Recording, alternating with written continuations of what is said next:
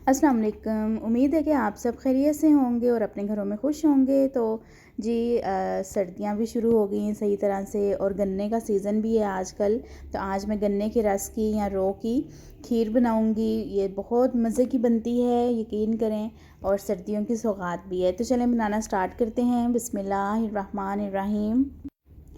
अच्छा, यहाँ पे मैंने गन्ने का जो रस है या रो है इसको पकने के लिए रखा हुआ है और 3 लीटर यहाँ पे जो रो है वो मैंने ली है।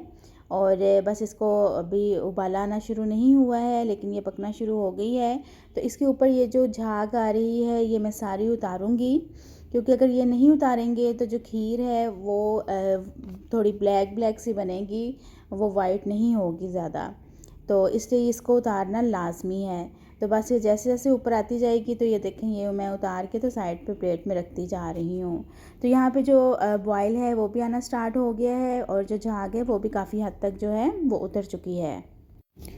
तो यहाँ पे मैंने 1 पाव चावल लिए हैं और इनको मैंने 1 घंटा पहले भिगो दिया था। तो अब बस इसको मैं जो है वो गन्ने का जो रस है उसमें डाल दूँगी। तो ये देखें, झाग अभी भी इसके ऊपर आ रही है, लेकिन मैं चावल डालने के बाद जो ये झाग है ये मज़ीद उतार भी लूँगी।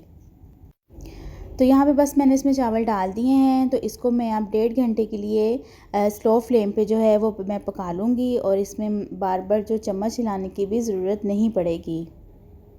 और इसमें चीनी वगैरह कुछ भी यूज़ नहीं करनी है, क्योंकि गन्ने का रस वैसे ही बहुत ज़्यादा मीठा होता है। तो इसलिए हमें कोई इसमें अलग से मीठा डालने की ज़रूरत भी नहीं पड़ेगी। तो जो लोग मेरे चैनल पर नए हैं वो मेरे चैनल को सब्सक्राइब कर दें और बेल आइकन के बटन को प्रेस कर दें, ताकि मेरी हर नई आने वाली वीडियो का नोटिफिकेशन आपको मिल सके। तो यहाँ पे खीर को पकते हुए 1.5 घंटा हो चुका है और जो खीर है वो तैयार हो चुकी है। लेकिन थोड़ा सा मैं इसको और पकाऊंगी, थोड़ा सा मैं इसको थिक करूँगी, लेकिन बहुत ज़्यादा इसको थिक नहीं करना है, क्योंकि जब ये ठंडी होगी तो ये वैसे भी थिक हो जाएगी। तो खीर जो है यहाँ पे हमारी तैयार हो चुकी है। बस अब मैं इसको बॉल में निकालती हूँ और फाइनल लुक आपके साथ शेयर करती हूँ। तो जी ये है इसकी फ़ाइनल लुक। इसके ऊपर मैंने थोड़े से मेवे डाल दिए हैं और थोड़े से बादाम इसमें मैंने डाले हैं। आप लोग जो भी चाहें इसमें ड्राई फ्रूट ऐड कर सकते हैं।